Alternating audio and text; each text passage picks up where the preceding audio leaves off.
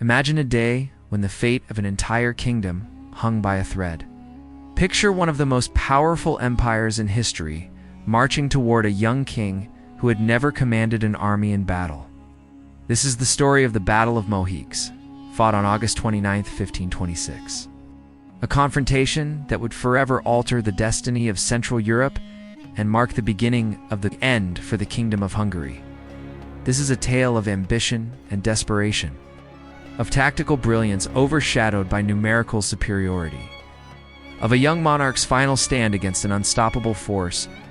For those who appreciate military history, strategic warfare, and the moments that reshape civilizations, this narrative will take you to the muddy plains of southern Hungary, where two vastly different armies collided in one of the most decisive battles of the 16th century. To fully understand the magnitude of what transpired at Mohacs, we must first comprehend the context of a world where the Ottoman Empire stood at the zenith of its power, and Christian Europe trembled at the mention of Sultan Suleiman's name. The year was 1526, and the Ottoman Empire, under Sultan Suleiman I, known to history as Suleiman the Magnificent, had reached heights of military prowess, made it the most feared power in the known world. Suleiman was not merely a conqueror. He was a strategic genius who understood that lasting empire required both military might and administrative brilliance. By 1526, he had already secured significant victories against Persia in the east and had turned his gaze toward the fertile lands of Central Europe. The Kingdom of Hungary, strategically positioned between Ottoman territories and the heart of Christian Europe, stood directly in his path. The Hungarian kingdom, once a formidable power in its own right, had been weakened by decades of internal strife, political instability, and economic challenges. The nobility were divided, the treasury was depleted, and the military had not been modernized to face the sophisticated warfare tactics employed by the Ottomans. Into this troubled kingdom came a young ruler, barely more than a boy, who would face the greatest military challenge of his short life. King Louis II of Hungary was only 20 years old in the summer of 1526. He had inherited a troubled throne, a fractured nobility, and an army that was a shadow of what it had been in previous generations. Yet he was determined to defend his kingdom against the approaching Ottoman juggernaut. What he lacked in experience, he hoped to compensate for with courage and the loyalty of his commanders. History would soon reveal whether courage alone could stand. Against overwhelming force, the Ottoman invasion began with methodical precision. Suleiman had assembled one of the largest military forces ever gathered in the medieval world. Historical estimates vary considerably, but most scholars agree that the Sultan commanded between 50,000 and 100,000 soldiers, though the more conservative and likely accurate figure sits closer to 50,000. This was not simply a large army. It was a sophisticated military machine composed of diverse units from across the vast Ottoman Empire. The force included the elite Janissaries, professional soldiers who were among the best trained and equipped warriors of their time. These men were armed with the latest firearms, including muskets that could deliver devastating volleys at medium range. The Janissaries were supplemented by Sepahi cavalry, feudal horsemen who formed the backbone of Ottoman mounted forces. Additionally, Suleiman commanded Rumelian and Anatolian cavalry units, each bringing their own tactical traditions and fighting styles. Perhaps most significantly, the Ottoman army possessed an overwhelming advantage in artillery. Contemporary accounts suggest that Suleiman brought up to 300 cannons of various sizes to the campaign. This massive artillery train represented a technological advantage that the Hungarians simply could not match. While European armies were beginning to incorporate gunpowder weapons, few could rival the Ottoman mastery of artillery warfare. The invasion route was carefully planned. The Ottomans would not simply march blindly into Hungarian territory and hope for victory.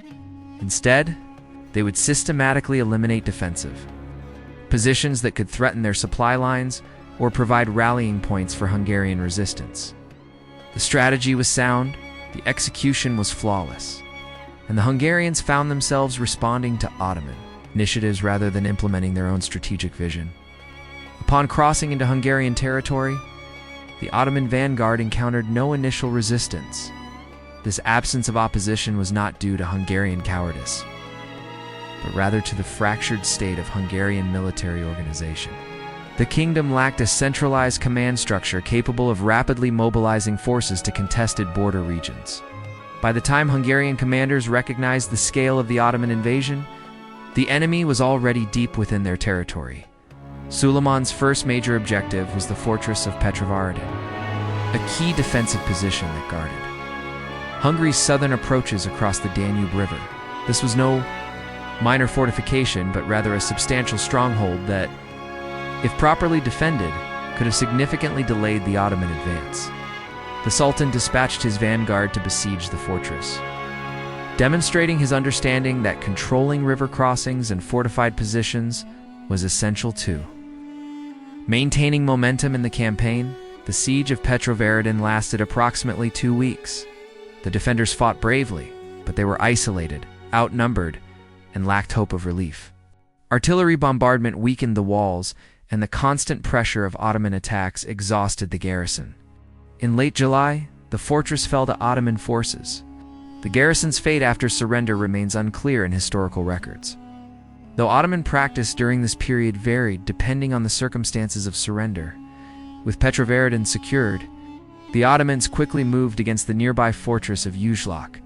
This secondary stronghold fell even more rapidly than the first, giving Suleiman complete control of the critical Danube River crossings in the region. This was a catastrophic loss for Hungarian defensive strategy. The fortresses that were supposed to protect the kingdom's southern border had been eliminated in a matter of weeks, and the road to the Hungarian heartland now lay open. During these siege operations, Suleiman's main army had remained stationed near the city of Belgrade, a city that had itself fallen to Ottoman control in 1521. The Sultan was patient, understanding that premature movement could expose his forces to counterattack or logistical difficulties.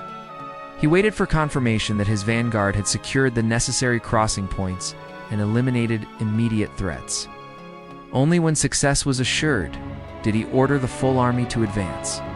The Ottoman forces reunited and began their march northward, moving directly toward the Hungarian capital of Buda. The route took them through the plains of southern Hungary, flat terrain that was ideal for the deployment of large armies and particularly advantageous for cavalry operations. The Hungarians, meanwhile, were scrambling to organize a response to this invasion that threatened to overrun their entire kingdom. King Louis II, despite his youth and inexperience, understood that he could not allow the Ottomans to advance unopposed to his capital. To do so would be to surrender his kingdom without a fight, and such an action would destroy whatever remaining authority and legitimacy he possessed. He gathered his commanders and made the fateful decision to confront the Ottoman army in the field, hoping that Hungarian valor and the righteousness of their defensive cause would somehow overcome the numerical and technological advantages possessed by their enemies. The Hungarian force that assembled was impressive by the standards of a weakened kingdom, but woefully inadequate compared to the Ottoman host. Historical estimates suggest that King Louis commanded between 25,000 and 30,000 soldiers. This force represented virtually every fighting man that could be quickly mobilized from the Hungarian nobilities, retinues, and the mercenary companies that had been hired from surrounding regions. The Hungarian army deployed on the plains of Mohacs, just north of the Ottoman position. The location was chosen to intercept the enemy before they could advance further toward Buda. The terrain offered few natural defensive advantages, being relatively flat and open, but it did provide space for the Hungarian cavalry to maneuver, which was considered one of their potential strengths. Command of the Hungarian army was entrusted to Archbishop Tomori, a remarkable figure who combined religious authority with military experience. Tomori was not simply a churchman who had taken up the sword. He was a battle-hardened commander who had faced the Ottomans in previous engagements and understood the nature of the threat facing Hungary. If any man in the kingdom possessed the knowledge and will to organize an effective defense, it was Tomori. The Hungarian battle formation consisted of 3 main divisions: a right flank, a left flank, and a center. The right flank the strongest portion of the Hungarian army, consisted of approximately 9,000 cavalry under the joint command of Batanyi Ferenc, the Duke of Slavonia, and Archbishop Tomori himself. This force included heavily armored mounted knights at the forefront. The cream of Hungarian military nobility, equipped with the finest armor and weapons that the kingdom could provide. Behind these elite knights were additional heavy cavalry units commanded by Ferenc. The left flank was considerably weaker, commanded by Perony Peter, Count of Thames. This division consisted of roughly 3,000 cavalry, significantly smaller force than the right flank. The placement and size of this division were influenced by its position adjacent to the Danube River, which provided some natural protection and theoretically reduced the need for a larger force on this wing. The center of the Hungarian formation was commanded by King Louis himself and consisted of two distinct lines. The first line contained approximately 12,000 infantry soldiers, Predo-Milanese, mercenaries, hired from surrounding regions. These included Swiss pikemen renowned throughout Europe for their discipline and effectiveness in close combat, and heavily armed German halberdiers who could deliver devastating blows in melee engagements. This mercenary infantry represented a significant portion of Hungarian military capability and had been assembled at considerable expense to the royal treasury.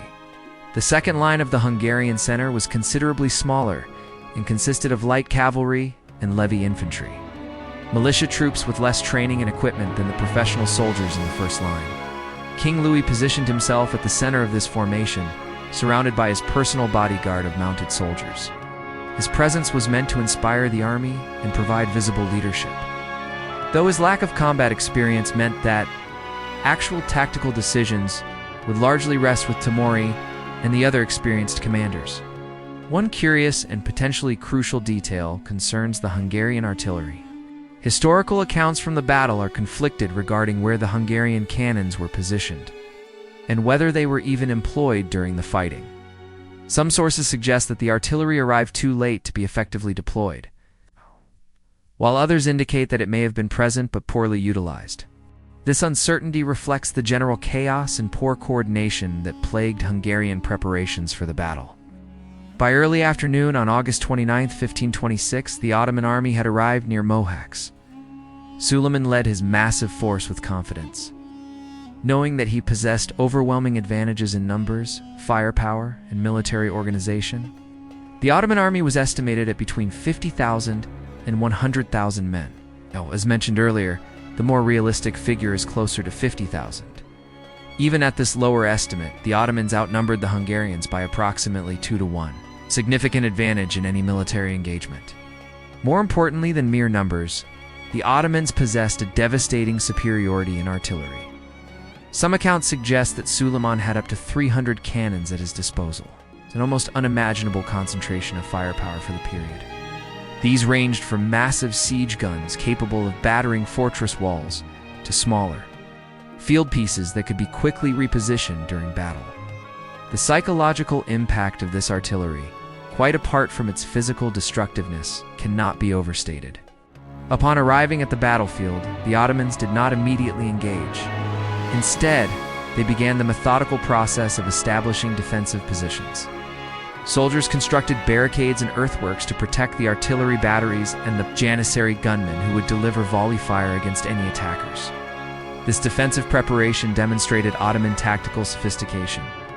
They would allow the Hungarians to attack into prepared positions, maximizing the effectiveness of their firepower advantage. The Ottoman army was organized into three main divisions. The vanguard was commanded by Grand Vizier Ibrahim Pasha, one of Suleiman's most trusted advisors and an accomplished military commander in his own right. His force consisted primarily of Rumelian cavalry, supplemented by several hundred professionally trained Janissaries equipped with the latest firearms. This vanguard had arrived at Mohacs ahead of the main Ottoman force and was in the process of establishing camps when the Hungarians made their fateful decision to attack. The Sultan's own force, positioned at the center of the Ottoman formation, consisted of additional Janissary units and Supahi cavalry. However, this central division had not yet fully caught up with the vanguard when the battle began. At the rear of the Ottoman deployment were the Anatolian soldiers, were still a considerable distance away from the developing battlefield. This staggered arrival of Ottoman forces would prove to be a critical factor in the battle's opening phase. Archbishop Tomori, observing the Ottoman deployment from his position with the Hungarian right flank, recognized a potential opportunity. The Ottoman army was not yet fully deployed, and the vanguard was still in the process of establishing their camps and defensive positions. If the Hungarians could strike quickly and decisively, they might be able to overwhelm this advanced force before the rest of the Ottoman army could arrive and deploy effectively. Tomori's strategy was bold, and given the circumstances, perhaps the only realistic chance for Hungarian victory. He would take the heavy cavalry of the right flank and charge directly at the Ottoman vanguard, seeking to break through their ranks and inflict devastating casualties before they could organize an effective defense. Once the vanguard was routed, the Hungarians would then charge at the arriving Ottoman reinforcements before they could fully deploy. Essentially, Tomori hoped to fight the Ottoman army in separate engagements. Using speed and shock to overcome numerical inferiority, the plan required precise timing, aggressive execution, and more than a little luck. If everything went perfectly, the Hungarians might indeed overwhelm the Ottoman forces piecemeal. However, any delay or hesitation would allow the Ottomans to concentrate their forces and bring their superior numbers and firepower to bear. The entire strategy balanced on a knife's edge, and any miscalculation could prove catastrophic. Tomori gave the order to charge. The Hungarian heavy cavalry, the finest warriors of the kingdom, spurred their horses forward and thundered toward the Ottoman vanguard. The initial impact was devastating. The Rumelian cavalry, caught in the process of arming themselves and mounting their horses, suffered heavy casualties under the Hungarian charge. The shock and momentum of heavily armored knights crashing into a hastily formed defensive line proved effective. Recognizing the success of his initial assault, but also understanding that this was only the first phase of a larger battle, Tomori sent a messenger racing back to King Louis with a request for immediate reinforcements. The Archbishop understood that maintaining momentum was crucial. If the entire Hungarian army advanced now, while the Ottomans were still arriving and deploying, they might achieve the decisive victory that would save the kingdom. However, King Louis hesitated. The young monarch, inexperienced in warfare and surrounded by advisors offering conflicting counsel, did not immediately commit his forces to support Tomori's attack. This hesitation, measured in precious minutes, proved fatal to Hungarian hopes. While Louis deliberated, the bulk of the Ottoman army was arriving on the battlefield and taking up their prepared positions. The window of opportunity that Tomori had identified was rapidly closing. By the time King Louis finally made the decision to send reinforcements and advance with the Hungarian center and left flank, it was too late. The Ottoman main force had arrived, and Suleiman's soldiers were rapidly deploying into their defensive positions. The Janissaries were manning their barricades, the artillery crews were preparing their cannons, and the various cavalry units were forming up on the Ottoman flanks. The initial advantage that the Hungarians had possessed through their bold attack had evaporated due to the delay in committing their reserves, as the Hungarian infantry advanced across the open plain toward the Ottoman positions. They came under devastating artillery fire. The Ottoman cannons, firing in coordinated salvos, tore bloody gaps through the advancing formations. Cannonballs plowed through entire ranks of soldiers, and the psychological impact of this bombardment was as destructive as its physical effects. Men who had never before experienced concentrated artillery fire began to waver, their formations becoming disordered as soldiers instinctively sought to avoid the incoming fire. By the time the Hungarian infantry reached the barricades of the Ottoman vanguard, Suleiman's main force had fully arrived and deployed. Tomori's carefully calculated strategy had completely backfired. Instead of fighting the Ottoman army in separate, manageable engagements, the Hungarians now faced the entire enemy force in a direct confrontation. The numerical superiority that had always favored the Ottomans could now be fully brought to bear, and the outcome of the battle had effectively been decided in those crucial minutes of delay. More and more Ottoman soldiers charged forward in support of their vanguard. The Janissaries, with their muskets and artillery support, delivered withering volleys into the Hungarian ranks. The Sipahi and other cavalry units began to envelop the Hungarian flanks, threatening to surround the entire force. Tomori's infantry at the center, which had advanced so boldly, now found themselves heavily outnumbered and in imminent danger of being completely surrounded. King Louis, recognizing the desperate situation, ordered his center and the Hungarian left flank to advance in support of their vastly outnumbered comrades. The entire Hungarian army was now committed to the battle, with no reserves remaining. This was now a contest of sheer determination and will, with both sides fully engaged in violent and chaotic fighting across the entire battlefield, the weakest portion of the Hungarian formation.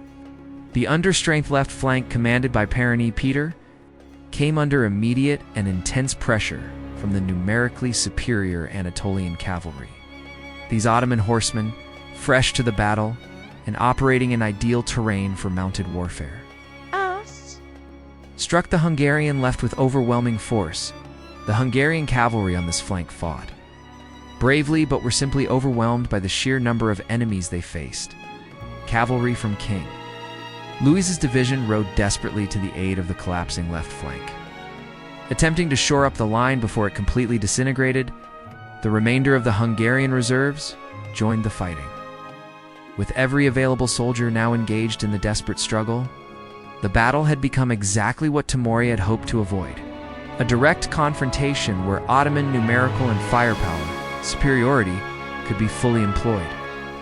Under intense fire from Janissary, muskets, and the constant bombardment of Ottoman artillery, large portions of the Hungarian cavalry began to panic. Unit cohesion, the essential ingredient of effective military action, started to break down. Individual soldiers and small groups began retreating northward, away from the overwhelming enemy pressure. As more soldiers joined the retreat, quickly transformed from an organized withdrawal into a rout. The Hungarian infantry at the center, now completely exposed by the collapse of the cavalry wings, found themselves surrounded on all sides. These brave men, predominantly mercenary soldiers who had contracted to fight for Hungarian gold, formed defensive square formations and fought valiantly against overwhelming odds. They repelled Ottoman attacks for as long as humanly possible, but their situation was hopeless. Eventually, they were completely overwhelmed, with virtually all being either killed in the fighting or captured and subsequently executed. The Ottoman cavalry pursued the fleeing Hungarians toward the Danube River, cutting down soldiers as they ran. Many Hungarians died during this pursuit, including Archbishop Tomori himself. The exact circumstances of his death remain unclear, but most accounts suggest that he fell from his horse while attempting to rally his fleeing soldiers, was subsequently captured, and was executed by Ottoman forces. The loss of this experienced commander was a devastating blow to whatever hope remained of organizing an effective Hungarian resistance. King Louis II, the 20-year-old monarch who had bravely chosen to face the Ottoman invasion rather than abandon his kingdom, also perished in the aftermath of the battle. According to most historical accounts, he drowned under the weight of his heavy metal armor when his horse threw him into a river during the retreat. His body was reportedly found days later in a marshy area near a small stream. Thus died the last independent king of medieval Hungary, his reign ending in the muddy waters of an unnamed brook. The Battle of Mohacs is an unmitigated catastrophe for the Kingdom of Hungary. Casualty estimates vary considerably among historical sources, but most suggest that between 14,000 and 16,000 Hungarian soldiers were killed, representing more than half of the army that had taken the field that morning. Estimates range from 4,000 to 6,000 cavalry killed and over 10,000 infantry slain. Additionally, most of the Hungarian commanders perished either during the battle itself or in its immediate aftermath, several thousand. Hungarian soldiers were captured by Ottoman forces and initially held as prisoners. However, in a decision that demonstrated the ruthless nature of early modern warfare, Sultan Suleiman ordered the execution of these prisoners several days after the battle. This mass execution eliminated any remaining organized Hungarian military resistance and sent a clear message about the consequences of opposing Ottoman expansion. Several days after their crushing victory, the triumphant Ottoman army continued their march toward the Hungarian capital of Buda. The city, Defenseless and unable to mount any meaningful resistance, was easily captured by Suleiman's forces. The Ottomans occupied Buda briefly before marching back across the Danube River into Allied territory. However, this was not a permanent withdrawal. The Ottomans would return in 1541 to reconquer the city, establishing a long period of Ottoman as an occupation that would fundamentally alter the political landscape of Central Europe. The Battle of Mohacs marked a turning point in European history. The Kingdom of Hungary, which had served as a buffer between Ottoman territories and Christian Europe, effectively ceased to exist as an independent state. The kingdom was divided into three parts. One controlled directly by the Ottomans, one that became a semi-autonomous Ottoman vassal state, and one that fell under Habsburg control. This partition would persist for more than a century and a half, profoundly affecting the development of the entire region. The battle also demonstrated several crucial military lessons that would resonate throughout the 16th century and beyond. First, it showed that courage and determination, while admirable, could not overcome overwhelming advantages in numbers, technology, and organization. The Hungarian soldiers fought bravely, but bravery alone was insufficient against the sophisticated Ottoman military machine. Second, the battle illustrated the critical importance of coordination and timing in military operations. Tomori's initial strategy was sound and might have succeeded if the entire Hungarian army had advanced immediately to support his attack. The fatal hesitation of King Louis allowed the Ottomans to deploy their full strength, transforming a potentially successful surprise attack into a catastrophic direct confrontation. Third, Mohacs highlighted the revolutionary impact of gunpowder weapons on warfare. The Ottoman artillery and Janissary muskets delivered firepower that the Hungarians simply could not match. The era of medieval cavalry charges deciding battles was rapidly coming to an end, replaced by an age where disciplined infantry armed with firearms and supported by artillery would dominate the battlefield. Finally, the battle demonstrated that even powerful kingdoms could collapse with shocking speed when faced with a technologically and numerically superior enemy. The Kingdom of Hungary had been a significant European power for centuries, but it took only a few hours on a summer afternoon for that power to be utterly destroyed. This served as a sobering reminder to other European states of the Ottoman threat and the necessity of cooperation and modernization to resist it. The memory of Mohacs would haunt Hungary for generations. The date of the battle became synonymous with national catastrophe, and the phrase "more was lost at Mohacs" became a common expression to describe devastating defeats. The battle marked the end of medieval Hungary and the beginning of a long period of foreign domination that would not fully end until the 20th century for the Ottoman Empire.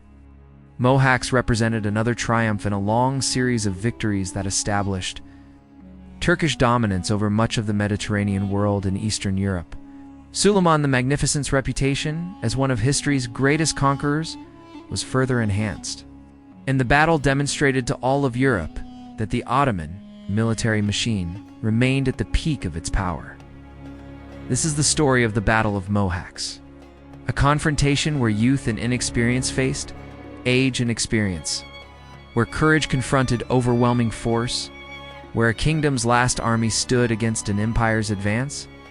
It is a reminder that in warfare, as in life, timing and decision-making can mean the difference between survival and destruction, between preserving a kingdom and losing it forever in the span of a single afternoon.